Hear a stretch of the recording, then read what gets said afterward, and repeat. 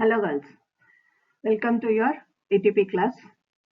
Today we will know about the capital incentive techniques. इसके पहले हमने लेबर इंटेंसिव टेक्निक्स के बारे में जाना था. आज हम जानते हैं कैपिटल इंसेंटिव टेक्निक्स के बारे में. Capital incentive techniques are the techniques in which larger amount of capital is used but small number of labor. Here capital required for production per unit is large in comparison to labor incentives. The following are the advantages. Capital incentive techniques में क्या होता है, जो organisations है वो अधिक machinery का इस्तेमाल करती है एंड यहाँ पे प्रोडक्शन के लिए मशीनरी को बहुत अधिक यूज करती है एंड लेबर को बहुत कम यूज करती है. मशीनरी अधिक होने की वजह से इनका कैपिटल जो है बहुत ज्यादा लगता है, लेकिन यहाँ पे जो लेबर है ये बहुत कम यूज करते हैं एंड इनका प्रोडक्शन जो है अधिक क्वांटिटीज में होता है. जहाँ पे लार्ज क्वांटिटीज में प्रोडक्शन की जरूरत होती है वहां पर अधिकतर कैपिटल इंसेंटिव टेक्निक्स को यूज किया जाता है, क्योंकि लेबर इंसेंटिव से क्या होता है कि प्रोडक्शन जो है वो कुछ लिमिटेड हद तक ही होती है, बहुत अधिक नहीं हो सकती है. इसकी कैपिटल इंसेंटिव टेक्निक्स के फायदे क्या है, अब हम ये देखते हैं. Rapid economic development. This ensures high volume of profit, which ultimately improves the prosperity to save. Larger the saving, larger the level of investments, which accelerates the rapid development. यहाँ पे क्या होता है, इकोनॉमिक डेवलपमेंट जो है बहुत fast होता है, बहुत ज्यादा होता है, क्योंकि जितना अधिक प्रोडक्शन होगा उतना अधिक प्रॉफिट होगा एंड प्रॉफिट अधिक होने की वजह से क्या है कि शेयर्स में प्रॉस्पेरिटी, सबके जितने भी उससे रिलेटेड लोग हैं उन सबकी प्रॉस्पेरिटी होती है एंड अधिक सेविंग्स का मतलब है कि फिर से अधिक इन्वेस्टमेंट एंड इस तरह से क्या होता है कि जो पूरी कंट्री की इकोनॉमिक डेवलपमेंट है वो बहुत फास्ट होती है. Then the next point is latest production system. It encourages the use of latest technology in production system and the goods are produced at lower cost. इसके बाद में टेक्नोलॉजी जो है हमेशा बदलती रहती है एंड टेक्निकली इंसेंटिव होने की वजह से यहाँ क्या होता है कि लेटेस्ट टेक्निक्स को यूज करके प्रोडक्शन का काम किया जाता है, जिससे कि प्रोडक्शन का कॉस्ट काफी कम रहता है. गुड्स जो प्रोड्यूस किए जाते हैं उनको लेटेस्ट टेक्नोलॉजी के इस्तेमाल से किया जाता है. इसकी वजह से प्रोडक्शन जो है बहुत कम कॉस्ट में होती है. Then the third is higher level of production. It increases the labor productivity according to Professor Hirachman. Capital incentive techniques are bound to enhance skills and efficiencies of workers. Raising productivity per worker is an index of economic growth because it makes possible a higher rate of capital formation. Production जो है labour intensive की वजह बदले में अगर capital incentive होती है तो यहाँ क्या होता है, टेक्निकली अधिक टेक्नोलॉजी को यूज किया जाता है, तो जितने भी लेबर हैं उनको भी एफिशिएंट बनाया जाता है, उनको भी स्किल और अधिक सिखाया जाता है. वर्कर्स इससे अधिक टेक्निकली नॉलेजेबल हो जाते हैं, जिसकी वजह से प्रोडक्शन का जो ग्रोथ है वो बहुत अधिक हो जाता है एंड वर्कर्स का जो इकोनॉमिक कंडीशन है वो भी बढ़ता जाता है, क्योंकि उनकी स्किल्स बढ़ते गए हैं तो उनका काम करने का तरीका बदला, काम करने का स्टाइल अधिक हुआ, तो उनके पेमेंट्स जो है वो भी अधिक हो रहे हैं. इस तरह से ओवरऑल में रेट ऑफ कैपिटल फॉर्मेशन जो है वो बढ़ता जाता है, तो हायर प्रोडक्शन का जो है लेवल है वो बढ़ता जाता है. नेक्स्ट है इसका important to stand improvement to standard of living.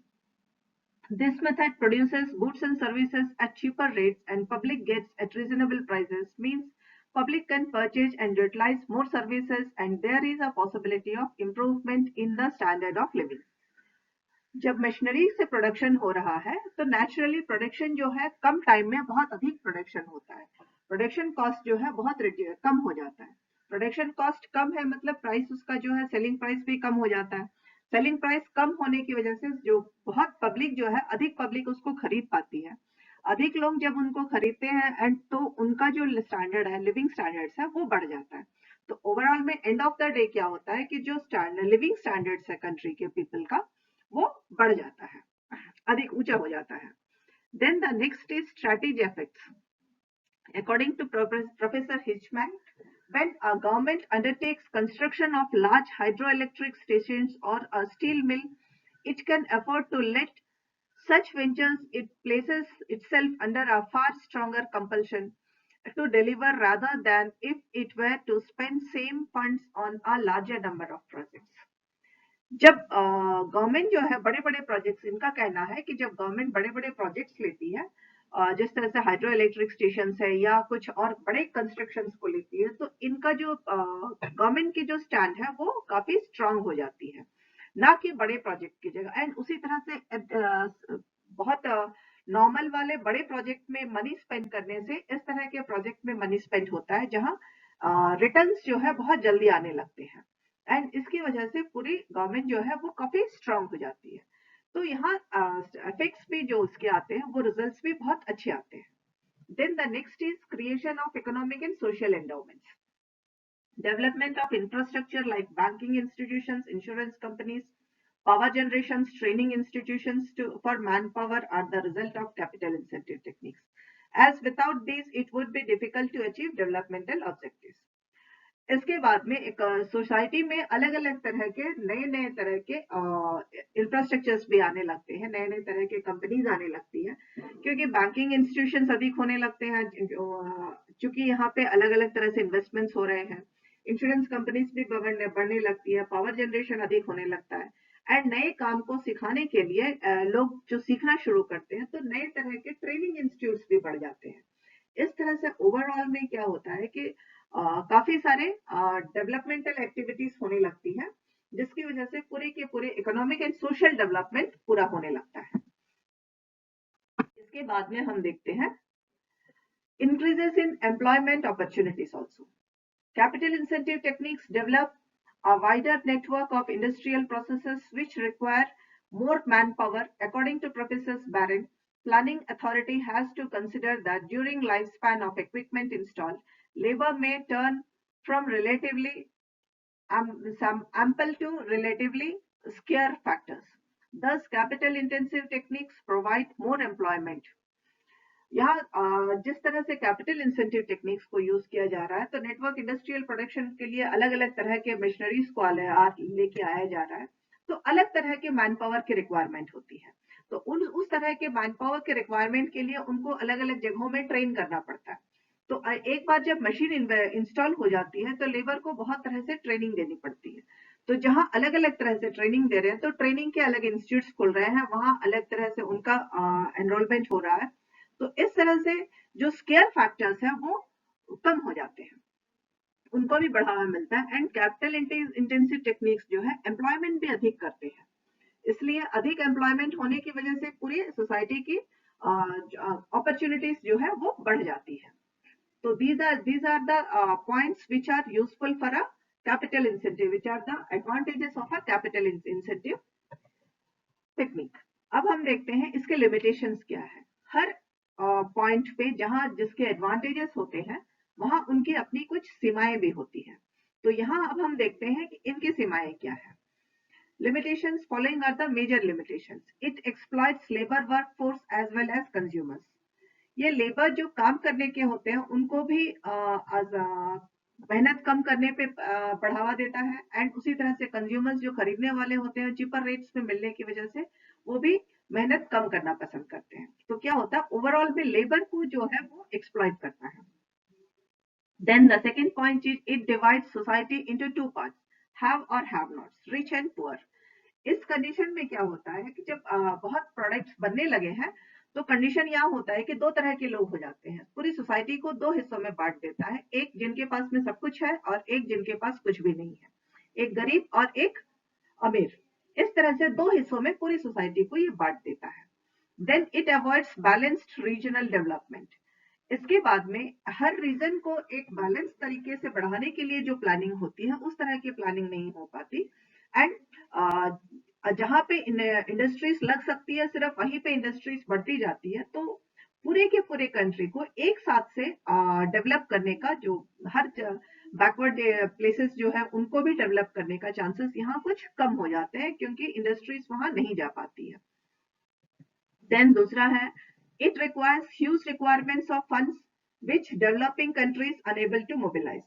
इसके बाद में यहाँ बहुत अधिक फंड्स की जरूरत पड़ती है, क्योंकि कैपिटल इंसेंटिव में क्या, कैपिटल रिक्वायरमेंट ही बहुत ज्यादा है। तो इतना अधिक और इतने ह्यूज अमाउंट में जो फंड्स है वो डेवलपिंग कंट्रीज नहीं ला पाती है, उसको अरेंज नहीं कर पाती है। तो इसकी वजह से डेवलपिंग कंट्रीज के लिए कैपिटल इंसेंटिव टेक्निक्स जो है बहुत मुश्किल करते हैं। Then it encourages wasteful use of capital resources. उसके बाद में इतना अधिक कैपिटल इंसेंटिव होने की वजह से बहुत सारे ऐसे मिशनरी होते हैं जिनके बिना भी काम चल सकता है, लेकिन बेकार में कैपिटल रिसोर्सेज को अननेसेसरीली यूज करने के लिए ये बढ़ावा देती है। देन अब आप देखते हैं टाइप्स ऑफ प्रोडक्शन टेक्निक्स। कितने तरह के प्रोडक्शन टेक्निक्स हैं? According to Woodward board category techniques are as follows. Unit and small batch technology. It is a type of technology in which products are produced to customer specifications or produced in small quantities by skilled technicians. Organizations that use this technology are Hindustan Aeronautics Limited for making of helicopters for Government of India, diesel locomotives works which produces diesel engines for Indian Railways. सबसे पहला है अलग अलग तरह के production techniques हैं, जिनमें से पहला है unit and small batch technology. यहाँ क्या होता है, रिक्वायरमेंट के अनुसार ही प्रोडक्शन होता है। ये बहुत लार्ज स्केल में प्रोडक्शन नहीं करती है। जब इनको ऑर्डर मिलता है, जिस तरह का बनाने के लिए बोला जाता है, ये बहुत स्किल्ड, बहुत ही नॉन टेक्निकल पर्संस के साथ में बनाया जाता है। उनके पास में इतना बहुत अधिक स्किल होता है। तो ये लोग क्या है, उस जिस तरह की रिक्वायरमेंट होती है उसी तरह का प्रोडक्शन करते हैं। तो ये अधिकतर कैसे, इसके कुछ एग्जांपल्स है, जैसे हिंदुस्तान एरोनॉटिक्स लिमिटेड। ये जो HAL है, ये हिंदुस्तान एरोनॉटिक्स लिमिटेड जो है, ये गवर्नमेंट के लिए सिर्फ हेलीकॉप्टर्स बनाती है उनके रिक्वायरमेंट के अनुसार से। गवर्नमेंट ऑफ इंडिया को जिस तरह के हेलीकॉप्टर्स की रिक्वायरमेंट होती है, सिर्फ उसी तरह के रिक्वायरमेंट। ऐसा नहीं कि ये बहुत सारे हेलीकॉप्टर्स बना करके मार्केट में ला रही है, ये मार्केट में ऐसे नहीं लाती है। गवर्नमेंट ऑफ इंडिया जब इनको ऑर्डर्स प्लेस करती है, तभी ये उसी के रिक्वायरमेंट के अनुसार बनाती है। इसके बाद में डीजल लोकोमोटिव वर्क्स जो है, ये डीजल इंजन बनाती है सिर्फ इंडियन रेलवेज के लिए। इस तरह से कुछ इस तरह के बिजनेसेस को या इस तरह के ऑर्गेनाइजेशंस को unit and small batch technology बोला जाता है। Then the next is mass production and large batch technology. In this type, products are manufactured in large quantities, often on assembly line. This is more complex type used by Maruti Udyog Limited or Suzuki Motors, motor car companies or automobiles. इसके बाद में एक और production technology है जिसका नाम है mass production technology. यहाँ पे क्या है कि एक इनके पास ढांचा होता है, उसमें ये लाखों हजारों की तादाद में मैन्युफैक्चरिंग का काम करते रहते हैं, जो कि थोड़ा सा मुश्किल भी है। बहुत सारे इतने अमाउंट्स के साथ में क्वांटिटीज बनाने के बाद उसके बाद उसकी सेल्स कैसी होगी या उस पर कैसे प्रॉफिट्स आएगा, ये जानना थोड़ा सा इनके लिए मुश्किल होता है। ये बहुत सारे प्रोडक्ट्स को एक साथ बना लेती है, जिसके उदाहरण है मारुति उद्योग लिमिटेड या सुजुकी मोटर्स कार। जो भी कंपनीज है, मोटर कार की कंपनीज है, वो बड़े एक साथ बहुत सारे कार्स बना लेती है, ऑटोमोबाइल से। या तो इस तरह के प्रोडक्शन को मास प्रोडक्शन कहते हैं। इसके बाद में एक और आता है continuous flow process technology. In this, products are manufactured continuously in uninterrupted series of transformation process. This is more complex and used in chemical companies or refinery companies. इसके बाद में एक है कंटिन्यूअस फ्लो प्रोसेस टेक्नोलॉजी। यहाँ बिना रुके काम continuously चलता रहता है। They even don't see whether the requirement, how much the requirement is or how the requirement is. इनका जो प्रोडक्शन सीरीज है वो कंटिन्यूअसली बिना रुके चलते रहना चाहिए, तभी जाकर के उन चीजों को फिर वो ट्रांसफर कर सकते हैं दूसरे प्रोडक्ट्स में, जो कि बहुत ही दिक्कत, ये सबसे मेहनत और सबसे कठिन प्रोसेस है। इसमें इस तरह के प्रोसेस के एग्जांपल्स होते हैं रिफाइनरी कंपनीज और केमिकल कंपनीज। रिफाइनिंग कंपनी जो ऑयल रिफाइनिंग कंपनीज है या दूसरे रिफाइनिंग कंपनीज है, वो कंटिन्यूअसली ऑयल वेल्स में से ऑयल्स निकालते ही रहते हैं, वो रुकते नहीं है। तो इस तरह से जो प्रोडक्शन टेक्नोलॉजी है, टेक्निक है, वो तीन तरह की हो गई। एक है ऑन डिमांड, मतलब जब तक ऑर्डर प्लेस नहीं होता है, काम नहीं होता, which is known as unit and small batch technology. दूसरा है मास प्रोडक्शन, जो बहुत अधिक तादाद में होती रहती है। तीसरा है कंटिन्यूअसली, ये लगातार होती रहती है।